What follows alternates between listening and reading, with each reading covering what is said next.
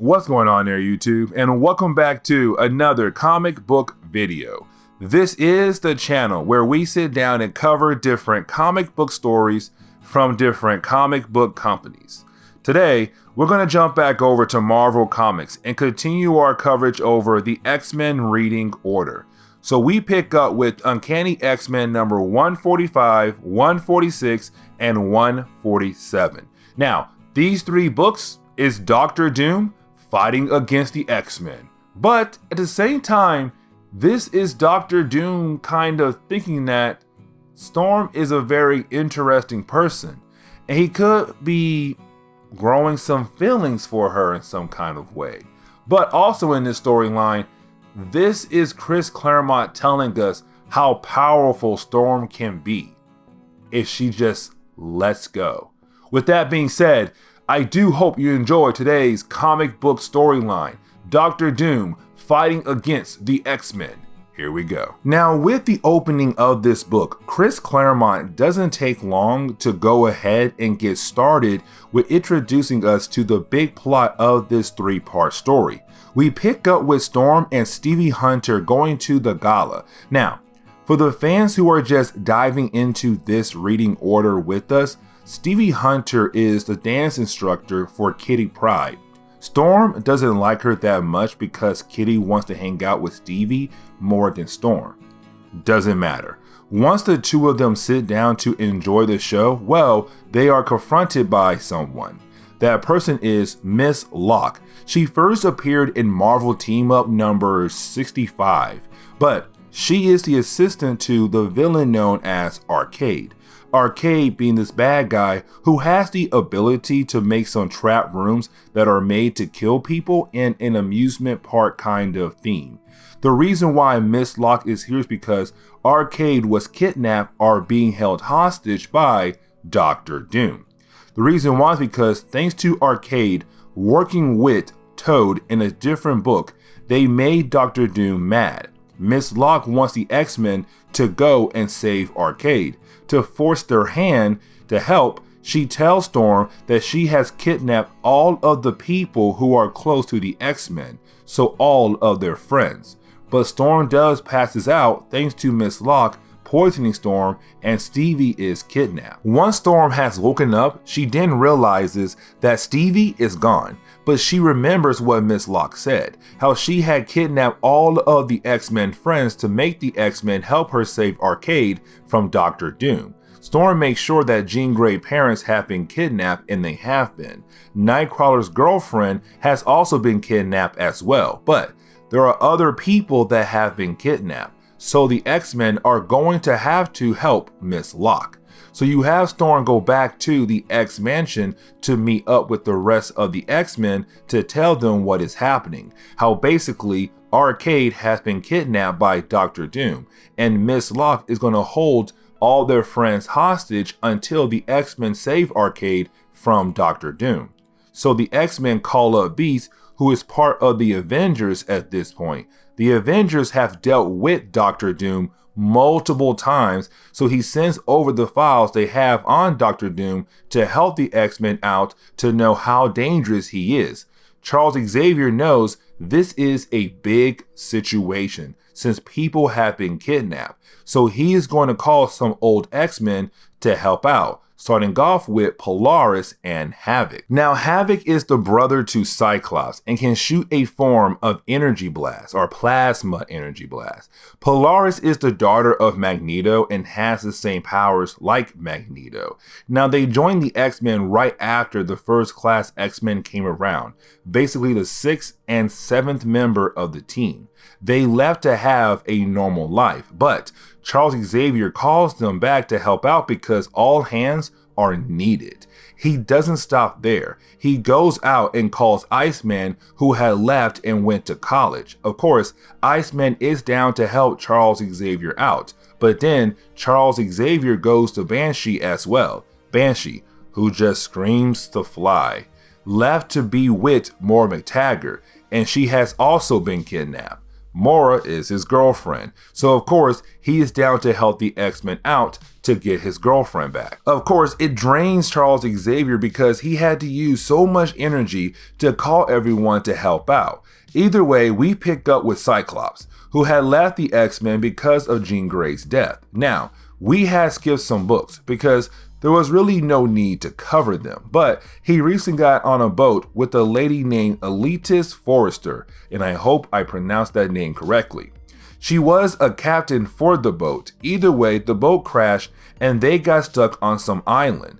This plot is building up towards the big Uncanny X-Men number 150, but something to point out is that she has no idea about Cyclops' powers.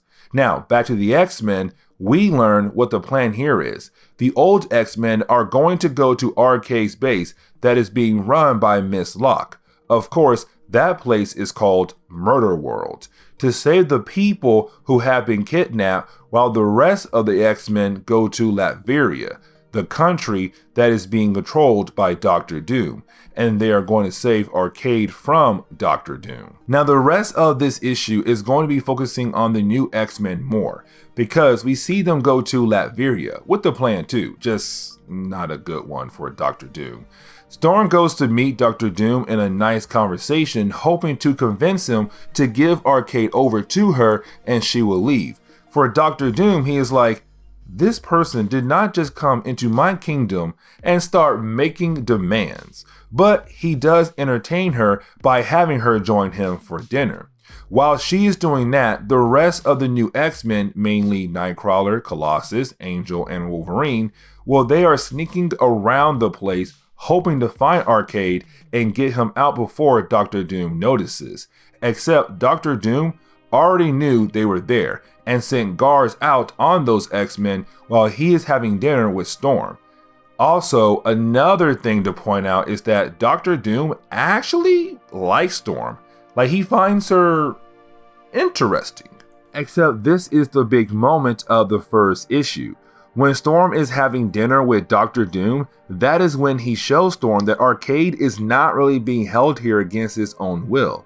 So that tells Storm this must be a trap, and she attacks Doctor Doom. But since this is Doctor Doom, he was already prepared for her, and he sent some kind of tech out to turn her into some kind of metal frozen form. The rest of the new X-Men popped in the room to help Storm, but they of course are taken out as well, which means Doctor Doom was able to capture all of the X-Men. Now, the second chapter of this story, we pick up with some time that has passed by, and we see that Storm is now under Doctor Doom's control, which makes you wonder if he did some kind of magic spell on her. But this story continues to show us that Doctor Doom and Arcade are working together, that all of this was a trap, and so far Doctor Doom is proving that he was capable of defeating the X-Men, except then you have Arcade ask where the rest of the X-Men are at, which then Doctor Doom shows us 4 different rooms, which each room was made in its own special way to hold each member of the X-Men, to make sure that there is no way they can escape at all. Again, showing how smart Doctor Doom is, and showing that he is not someone that can be stopped so easily, that he really can do anything he wants if he puts his mind to it. Then you have Arcade realize that Storm is in the room, so at first he thinks that Doctor Doom was able to put her in some kind of mind control, only to find out the Storm we see is a Doombot. The real Storm is still trapped in some kind of metal form, but all of the new X-Men are trapped in Latveria. Then you have the old X-Men, Polaris, Iceman, Banshee, and Havoc, go to the base of Arcade, which is Murder World, a trap room set to kill people in an entertaining themed place.